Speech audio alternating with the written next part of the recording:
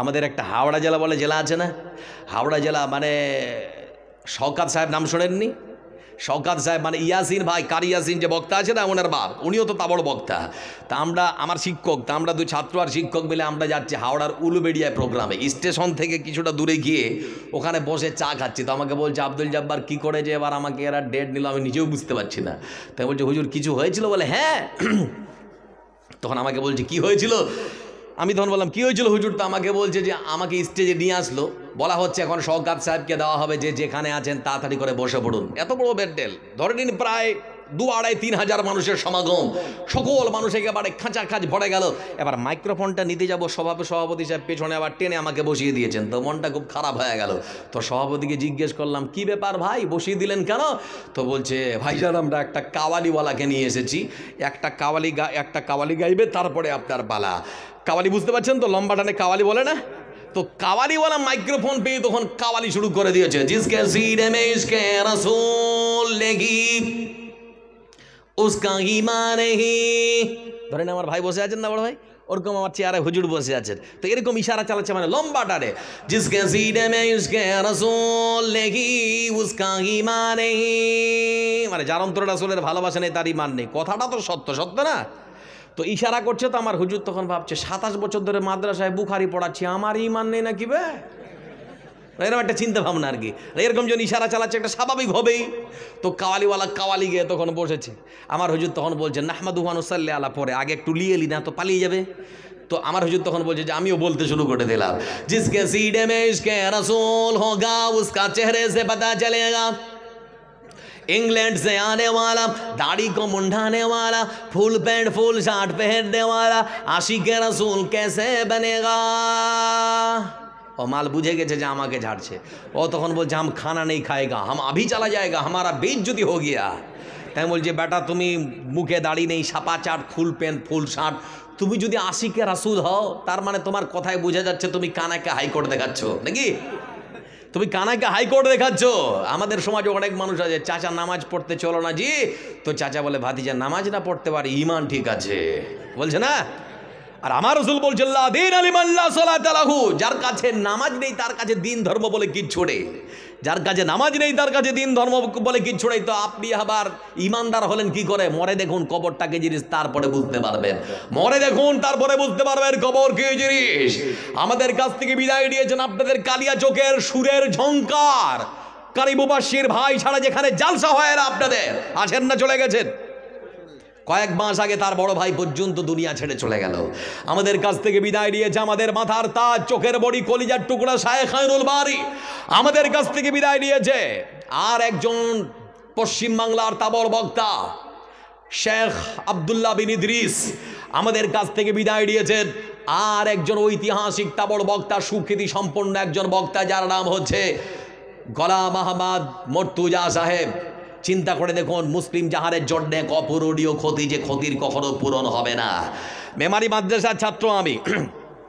তো আমাদেরকে একদিন উনি গল্প শোনাচ্ছিলেন যে আব্দুল জব্বার আমি একটা বই লিখলাম, তো বই লিখলাম মানে ভারত স্বাধীনে মুসলমানদের অবদান। তো বইয়ের হেডলাইন মনের তেগে দুঃখে আর আক্ষেপে হেডলাইন দিয়েছি তুই শালা চুপ কর।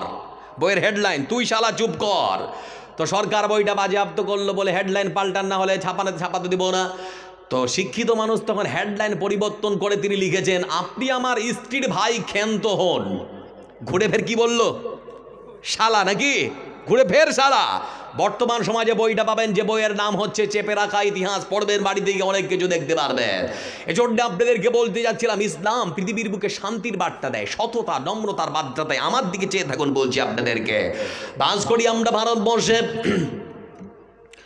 ভারতবর্ষের মাটিতে সব থেকে বড় রাজ্য, যে রাজ্যের নাম হলো উত্তরপ্রদেশ। উত্তরপ্রদেশের যিনি মুখ্যমন্ত্রী নাম কি? ভয় লাগছে নাকি আপনাদের? চলে আসতে পারে নাকি? আমি মুসলিম চিরনবীর বরণকে করি না ভয়, আমি মুসলিম চিরনবীর বরণকে করি না ভয়। মরলে শহীদ বাঁচলে গাজী, আমার এটাই তো পরিচয়। আমি মুসলিম চিরনবীর বরণকে করি না ভয়। মরণ তো একদিন হবেই নাকি? বাইরে না থেকে যদি জেলখানায় মৃত্যুটা হয় আর শহীদ বলে যদি আল্লাহ ওটা গণ্য করে নেয়, তাহলে এর থেকে আর বেশি কিছু হতে পারে? এটা তো আমার জীবন মানে জীবন ধন্য হওয়ার উপক্রম একটা। তো যোগী আদিত্যনাথ তিনি হচ্ছেন উত্তরপ্রদেশের মুখ্যমন্ত্রী। লক্ষ্য করে দেখলাম মাদ্রাসার আমার একজন ভাই যুবক, 14-15 বছরের মাদ্রাসার একটা ছেলে যার নাম হলো আসিফ, খালার বাড়িতে বেড়াতে গিয়েছে, ফুটবল খেলতে খেলতে পাশের গ্রাম হিন্দুদের গ্রামে ঢুকে পড়েছে, পিপাসা লেগেছে, বলটাকে সুন্দর করে পাশে রেখে পাশে কুয়ো দেখতে পেয়ে বালতিটা সুন্দর করে কুয়োতে নামিয়ে বালতির পানি খেতে শুরু করে দিয়েছে। পাশেই দাঁড়িয়েছিল একজন হিন্দু যুবক যার নাম হলো শঙ্কর। শঙ্কর কাছে এসে খপ করে হাতটা ধরে তখন বলতে শুরু করেছে, বেটা তোর নাম কি? বলে আমার নাম আসিফ। বলে তুই মুসলমান? বলে হ্যাঁ আমি মুসলমান। বলে তুই কি জানিস আমরা হলাম ব্রাহ্মণ পরিবারের লোক, আমরা ব্রাহ্মণ পরিবারে জন্মগ্রহণ করেছি, আমাদের কুয়ো থেকে আমাদের পিছড়া দরিদ্র যারা তারা পর্যন্ত এই কুয়ো থেকে পানি পান করতে পারে না। বেটা তুই তো মুসলমান, তোর সাহস তো কম না। হাতটাই মতো করে ধরেছে, ফেলে দিয়ে মারতে শুরু করলাম। মারতে মারতে মারতে মারতে মারতে মারতে লক্ষ্য করে দেখলাম শরীরের কাপড় ভেদ করে, চামড়া ভেদ করে, রক্ত গল গল গল গল করে পা দিয়ে পড়ে যাচ্ছে। ক্ষণিকের মধ্যে যখন হোয়াটসঅ্যাপ আর ফেসবুকে ভিডিওটা আসলো, আমি তখন মনে মনে চিন্তা করলাম, রাব্বুল আলামিন, দুটো শব্দের সংমিশ্রণে তৈরি হয় মানুষ, একটা হলো সম্মান আর একটা হলো হুঁশ। এই দুটো জিনিস যার মধ্যে আছে সে হলো মানুষ। কিন্তু যে মানুষ মানুষকে এই মতো করে করতে, এই মতো করে মারতে পারে, সে কখনো মানুষ হতে পারে না, সে পশু ছাড়া আর কিছু কখনো হতে পারে না। ছোট্ট আমার ভাই আসিফ মার খায়, আর বলে ও ভাই মারো কেন? বলে তুই আমাদের কুয়ো থেকে জল খাবি কেন?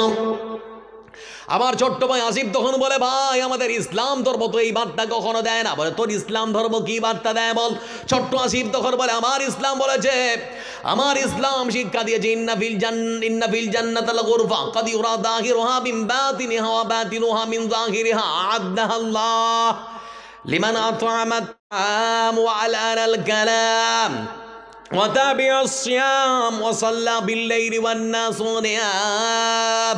ইসলাম শিক্ষা দিয়েছে জান্নাতের মধ্যে একটা স্পেশাল ঘর তৈরি করা হবে, যে ঘরের ভেতর থেকে বাইরে দেখা যায়, বাইরের থেকে ভেতর দেখা যায়। ওই ঘরখানা যাদেরকে দেওয়া হবে সেই সমস্ত মানুষের মধ্যে 4খানা গুণ থাকবে। কয়খানা? প্রথম নাম্বার গুণ হলো তাদের মেজাজ হবে নরম, রাগবে না সহজে, মানে মেজাজ নরম। স্বভাব হবে কোমল। সমাজের যারা গরিব মানুষ তাদেরকে বুকের সঙ্গে আগলে টেনে নেবে, মনটা শক্ত। এতিমকে ভালোবাসুন, দান করতে মন চায় না, এতিমের দিকে তাকান, এতিমকে ভালোবাসুন, মাথায় হাতটা বুলিয়ে দিন, আপনার শক্ত মনটা আল্লাহ রাব্বুল আলামিন অতি সহজে নরম করে দেবে। আমার বন্ধু রাসূল সাল্লাল্লাহু আলাইহি ওয়াসাল্লামকে জন্য এতিমের পিতা বলে গণ্য করা হয়েছে। বলতে যাচ্ছি বন্ধু আমার, রাসূলুল্লাহ সাল্লাল্লাহু আলাইহি ওয়াসাল্লাম শক্ত দিলের মানুষদেরকে জন্য শিক্ষা দিয়েছেন, এতিমদের দিকে তাকাও, এতিমের মাথায় হাত বুলিয়ে দাও, শক্ত মন তোমার নরম করে দেবে মহান সত্তা আল্লাহ রাব্বুল আলামিন। বন্ধুরা বলছিলাম সেই ছোট্ট